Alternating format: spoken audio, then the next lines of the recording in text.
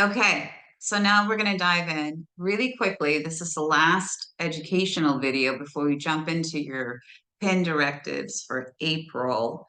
We're going to talk about, I'm going to talk about, the royal we are going to talk about the global number and your PYN number and what they represent. They're more like this dominant energy that runs for 12 months. And then your monthly directives that are even broken down to daily directives. And those are the subdominant energies that are at play in your life. Those look more like daily events, what's likely to roll in a day based on the number that you're sitting inside of. And then these 4 or 5 numbers and how they're presenting opportunities to you and challenges to you. And that can look like anything from synchronistic events to chance meetings to having a heads up that this is a really good day for you to apply for something or to purchase something. This is not a good day for you to go into that deep conversation that you need to have. Just probably not the best day to do that. And so on and so forth. Opportunities across the board. So as we get to know the numbers and their personalities, there's such a massive opening of that I get all excited about when I'm teaching numerology, of really partnering with the frequencies that are there for you to access and utilize and support you living your life, right? And being in relationship and all sorts of stuff. Okay, so 2024 is an 8 global year, and it's ruled by the law of power and abundance.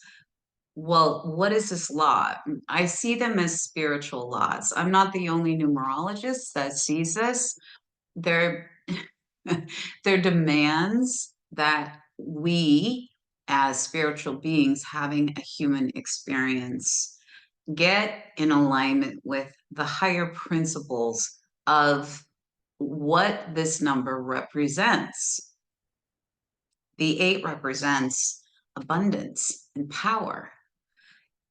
The emancipated version of that is in service to the higher good of others.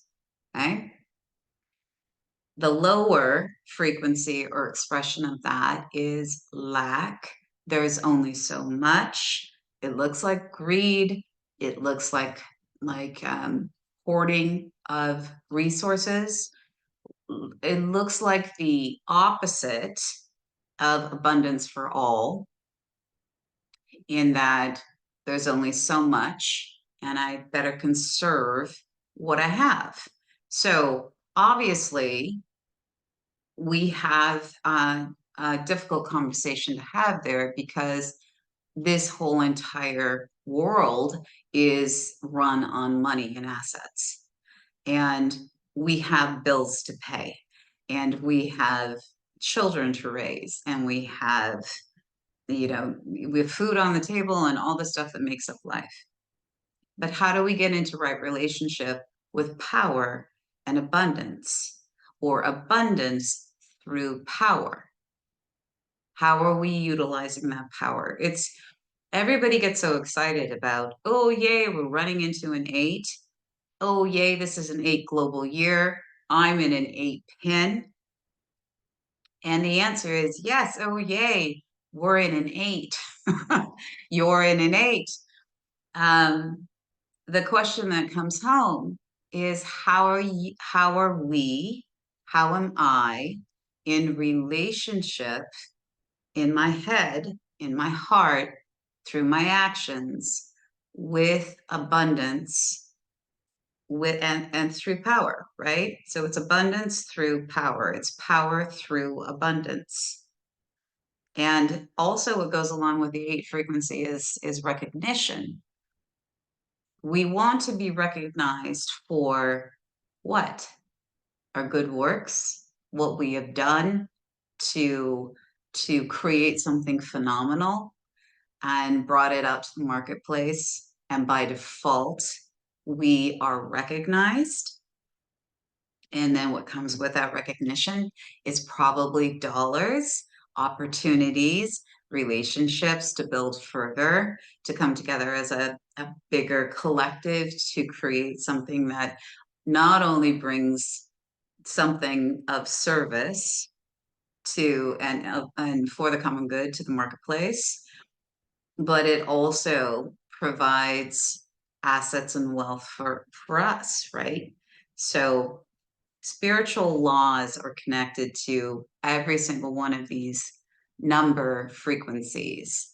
And that's just this place where we have the opportunity to see if we're in alignment with these higher spiritual laws, which really is just pointing to how are you doing inside of yourself with this concept of cash and assets, and are you in right relationship?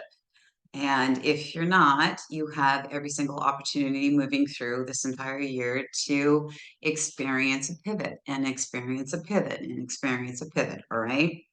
So the pin that you're in,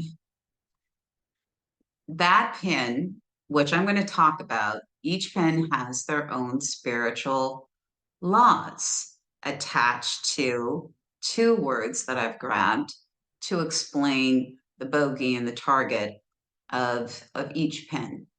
All right. And the global year number and the pin number, they work in concert together.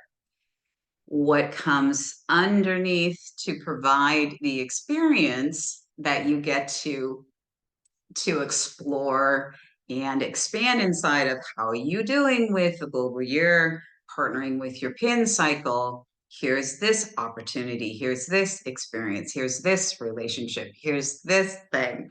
Here's this challenge of how are you going to react? How are you going to respond? How do you pivot? How do you come into alignment with self? All right. So that's kind of like the first just little bookendy thing there. And I will go into detail as I roll into every single pin. So the next video is pin one.